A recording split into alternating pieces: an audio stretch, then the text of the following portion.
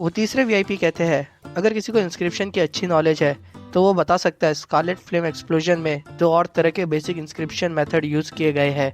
लेकिन एक बच्चा कैसे बता सकता है ये? क्या ये तुक्का मार रहा था?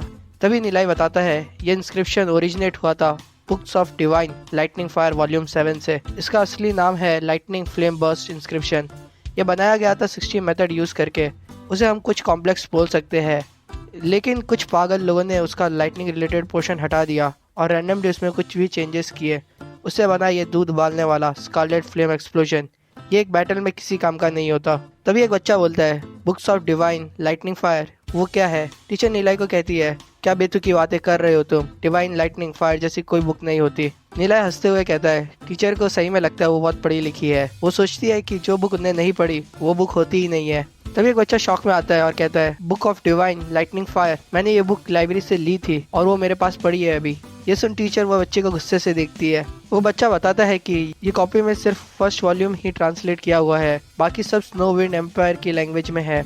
ये सुन वो तीसरे वीआईपी कहते हैं वाइस प्रिंसिपल जाओ किसी को भेजो लाइब्रेरी में वो डिवाइन लाइटनिंग फायर बुक लाने के लिए। तभी वाइस प्रिंसिपल इंस्ट्रक्टर को देखते हैं और इंस्ट्रक्टर कहते हैं मैं भी लाता हूँ। तभी वो बच्चा कहता है मैं वॉल्यूम 7 खोलता हूँ और वो बताता है इसमें बहुत सारे डायग्राम्स है, लेकिन इसमें स्नो विंड एम्पायर की लैंग्वेज यूज की है, इसलिए मुझे कुछ समझ नहीं आ रहा है। तभी टीचर कहती है मुझे लगता है तुमने लाइब्रेरी के किसी कोने में ये बुक देख ली होगी और कुछ भी उटपटांग पढ़ लिया होगा, फिर तुम क्लेम कर रहे हो कि स्कारलेट फ्लेमिंग एक्सप्लोजन ये बुक से लिया है। क्या बकवास है? तुम सेक्रेट फैमिली पे ये इल्जाम कैसे लगा सकते हो? अगर तुम प्रूव नहीं कर पाए ये इंस्क्रिप्शन वो बुक में है तो मैं खुद तुम्हारी कंप्लेन करूंगी सेक्रेट कमेटी में। नीलाई कहता है टीचर आप कुछ ज्यादा ही जल्दी नहीं कर रहे हो। नीलाई उस बच्चे को कहता है यान जाओ वॉल्यूम 7 का 30वां पेज निकालो और 6वें डायग्राम की तरफ देखो। और नीलाई टीचर को कहता है ये डिवाइन लाइटनिंग फायर बुक आपके एंसेस्टर से भी बहुत पुरानी है। सेक्रेट फैमिली फेम के भूखे लोग हमेशा से ही क्लेम करते हैं कि सेक्रेट इंस्क्रिप्शन उन्हीं का है और हमेशा से कहते हैं उनके एंसेस्टर कितने कमाल के थे। वही लोग थे जिन्हें इंस्क्रिप्शन बनाया और ग्लोरी सिटी को बचा रहे हैं। नीलाई को याद आता है उसकी पिछली लाइफ में ग्लोरी सिटी भी खत्म होने वाली थी। तभी सारी फैमिलीज डटकर लड़ाई कर रही थी। वो सेक्रेट फैमिली ही थी जो अपनी स्ट्रेंथ को बचाने के लिए पेटरेच माउंटेन की तरफ भाग गए थे, जिसकी वजह से हमारा वेस्ट गेट जो सेक्रेट फैमिली के अंडर था वो आसानी से टूट गया था स्नो विंड मॉन्स्टर के द्वारा। और फिर उन बीच ने सभी को मर्सीलेसली मार डाला था और जो सर्वाइवर थे सभी को अपने घर छोड़ के भागना पड़ा। नीलाई सोचता है ये धोखेबाज लोग, मैं पूरी ग्लोरी सिटी को इनकी असलियत बता के रहूंगा। तभी सारे बच्चे 30वां पेज देखते हैं और उन्हें वैसा ही सिमिलर डायग्राम दिखता है। वो कहते हैं नीलाई ने जो कहा ये वैसा ही डायग्राम है। शनि गुस्से में आ जाता है और सोचता है नीलाई को पता था ये और उसने जानबूझ के हमारी फैमिली पे हमला किया है।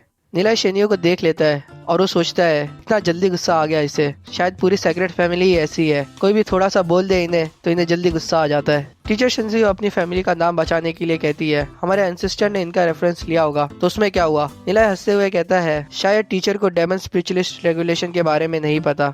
चलो मैं आपको बताता हूँ। Demon spiritualist code of conduct पिछले 3 सेंचुरी से चला आ रहा है और हर डेमन स्पिरिचुअलिस्ट को उसे मानना ही होता है। सेक्शन 161 कोड ऑफ कंडक्ट में कहते हैं अगर कोई भी दूसरे डेमन स्पिरिचुअलिस्ट का काम कॉपी करता है तो उसे उसका सोर्स लिखना रहता है और उसे ये नहीं बोलना चाहिए कि ये उसने खुद ने बनाया है।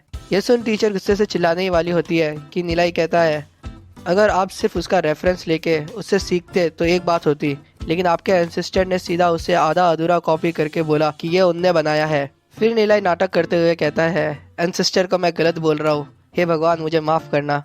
फिर वो कहता है शायद सेक्रेट फैमिली के एंसेस्टर के कोई रीजंस होंगे जिसकी वजह से उनने इसका सोर्स नहीं बताया। तभी एक बच्चा शौक में कहता है क्या सेक्रेट फैमिली के एंसेस्टर सही में कॉपी करने वाले थे? वहीं दूसरा कहता है सेक्रेट फैमिली के एंसेस्टर सिर्फ गोल्ड रैंक डेमन स्पिरिचुअलिस्ट है, लेकिन उन्हें बस इंस्क्रिप्शन की अच्छी नॉलेज थी। अभी तो ये साबित हो गया कि सेक्रेट फ्लेम एक्सप्लोजन एक कॉपी है।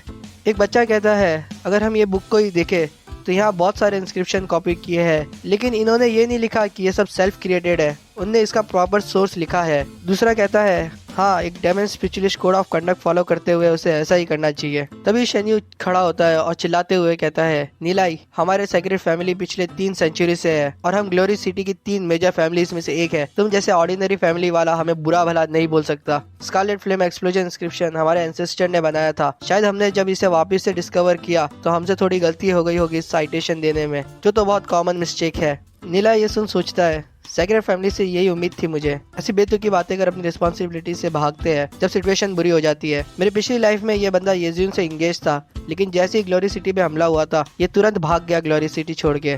अपने आप को बड़े घर का और मुझे छोटे घर का कह के ये पक्का मुझे धमकी दे रहा है। फिर नीलाई कहता है क्या शनियो इतना ना समझ है?